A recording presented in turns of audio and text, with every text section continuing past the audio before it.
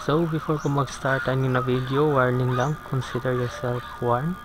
Dili mi mga pro trader, gi-share lang na mo among nahibaw-an basin tay makatabang mi. So sa trading day naga-earn pud mi. So share lang na mo ha, pero dili mi pro trader. Nagyud po yung mga time na mapildi mi. So share lang basin makatabang di ay. So start na ta. Okay, nanapod mo sa akong channel karon no. Ang ato ding i-discuss karon no kay akong strategy sa scalping, kung unsay mga indicator na akong ginagamit kung naga-scalp ko. Yo nag-request man gid si Sir Chris basin makahimo ba daw kong video unsa akong style pag mag-scalping ko. So sige, share lang na ako ni. Pero ingon lang yun ako daan na kanya-kanya kita ninyong style. So masing dili po ni applicable sa inyong style, sing dili mo fit sa inyong mga strategy ba. So sa ako okay ra man po siya. So sugdan nato. So pag mag-scalping ko no, 1 minute o 5 minutes time frame ra akong tanawon. 1 minute o 5 minutes na time frame. So ang ako rang gigamit na indicator is kanilang tulo lang kabuok Coral E60 2.0 o MACD histogram. So akong itudlo karon kung unsaon ni paggamit ni na mga indicator. So karon nata sa 1 minute na time frame. Akong gigamit is mga candlestick. Depende na sa inyo, pwede po ka na yung gamiton, pwede po ka na, pero mas mo prefer ko sa candlestick kay nindot sa mata. So mo din ni siya ang E60 2.0 kani mga araw. Ang purpose ani mga araw is kung mo lugo gani ning araw na pula, pasabot na signal na siya para sa entry pa sale, pababa siya. Ang kaning green entry pa buy. So kung makita kag araw, pwede na kana mo sale. Pag makita kag green na araw, pwede na kana mo buy. So kaning blue nya mo kalitrag pula, mao ni siya ang coral. So ang gamit ani is ang pag-change sa iyang color.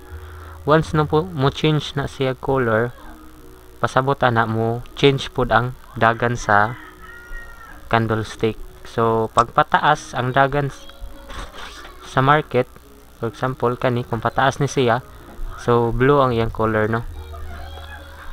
Once na mo change gyud na siya color, mobaba na po na siya. Okay, so for example kani ang pula pababa, so ni baba gid siya no. Ni change siya color ni blue, so ni taas siya. Ni change na po siya color pababa, pababa siya. Okay, ni change na po siya color pataas, mao ni. So mo yang purpose no. Kani MACD histogram pinakauna na indicator na akong nakatunan mao gid ni. Mao na akong gamit MACD. So kani dili kay siya taas og kanang win rate no. Mao nang dili lang gyud kay isa ka indicator imong gamiton, dapat napoy uban. So maong tulo ka indicator akong gigamit kay once na mo signal lang isa, wala to na ako na mo signal lang isa niya, mo signal pud ang isa para sure gid siya no. So for example diri ay ang gamit ning MACD no kay crossover lang. Once na mag-crossover na siya, example kani nag-crossover siya diri ang blue ni crossover sa pula kaning broken line, so pasabot na pataas siya. So kung imo nang tan-awon diri kani ni taas gid siya. Okay, so nag-crossover na pud siya diri pababa kani pababa, so ni baba gid siya. Crossover na pud siya diri pataas, so pataas gid siya. So ingani na pag nag-scalping ko, ingani ra akong baton. Pag naay isa ka indicator mo signal, For example kani ni signal siya pababa. Tan-awo nako kung ang duha ka indicator ni signal pud ba. So diri ni change ang coral, ni change sa color na red kani. So signal pud siya pababa. Duha na ka indicator ni signal. Pag abot diri na candlestick ni arrow siya, so tulo na ka indicator ang ni signal. So dira na ko mag-entry og sell. So mag-entry ko dira okay. Mag-close trade ra ko pag mo signal na pud siya pataas. Pero depende na sa inyo pag kuan na mo kanang okayhan na mo sa inyong profit, pwede na inyo i-close trade. Pero ako mag-close trade lang ko pag mo signal na siya pataas. So diri na ko ana mo close trade. Okay, signal siya diri ni crossover pero ni fake lang, fake signal. Crossover siya diri pero ako di na ako lato na mo ana pa gyud basta once na mag-touch na sila, close din ko na diretso. So close ko diri kani signal po siya diri na pataas. Nya ni change po diyang color.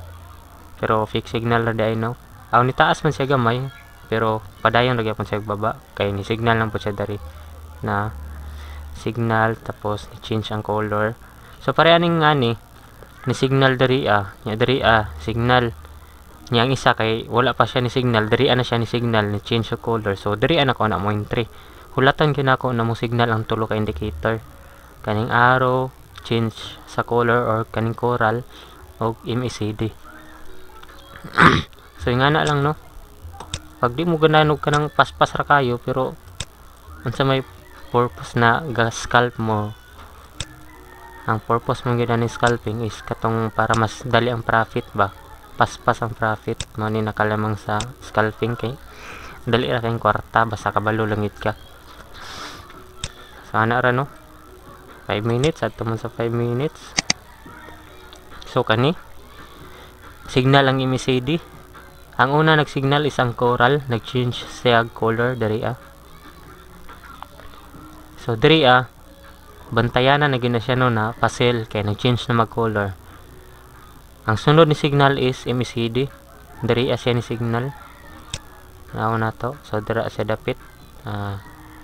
Mas nag-una gyud ang coral no na diri na ni signal na diri ang MACD wala pa. So ni signal ang MACD human nag-signal ang coral. So kani duha na ang ni signal. Sus kay ni signal na mo pud ang isa ka indicator. So dira na ko mag-sell. Dira na ko mag-sell entry.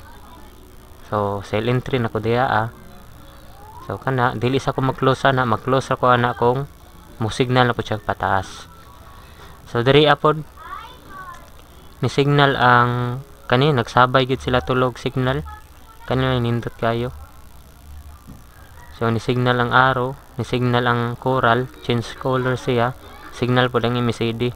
So entry ko ana buy katak diri ana dayon ko mag close order ana. So nga na lang siya kadali no. Ang ako lang gigamit na indicator is kanilang tulo. Coral A60 2.0 MACD histogram. Pero guys, ako lang ko ano na ang mga indicator yun di na siya 100%, wala kay 100%. So guide lang siya, magatag lang siya gamay na guide no. Walay 100% indicator kay kung naa pa lang hagbay rata na nga dato ani. So nga na ra no.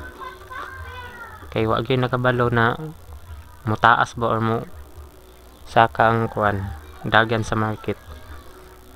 Ang indicator lang mo guide siya na mo signal siya na posible mo baba, posible mo taas. So ana lang no. So kana lang sa karon. Tana Sir Chris, tana nasabtan nimo ni akong tutorial. Kung di nini mo masabtan na ay mga kuan ni Sir Pod, Sir Bibiano na siya ay mga tutorial sa unta na di man ta kabalo mo tudlo. So kana lang no, kanilang tulo ka indicator. Ang kanidang indicator kung ganahan mo ako raning i-send sa Telegram. Ako raning i-send arong igo na lang ninyo i copy paste. So maura to, salamat.